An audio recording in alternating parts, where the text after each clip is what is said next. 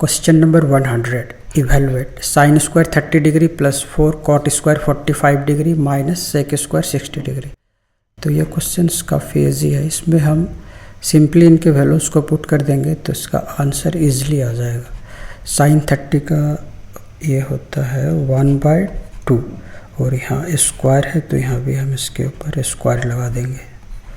और कॉट 45 का होता है 1 होल स्क्वायर और सेक 60 का होता है 2 होल स्क्वायर इक्वल टू, तो ये होगा 1 और 2 का स्क्वायर 4 और ये 4 इंटू 1 का स्क्वायर 1, 2 का square 4 equal to 1/4 plus 4 minus 4।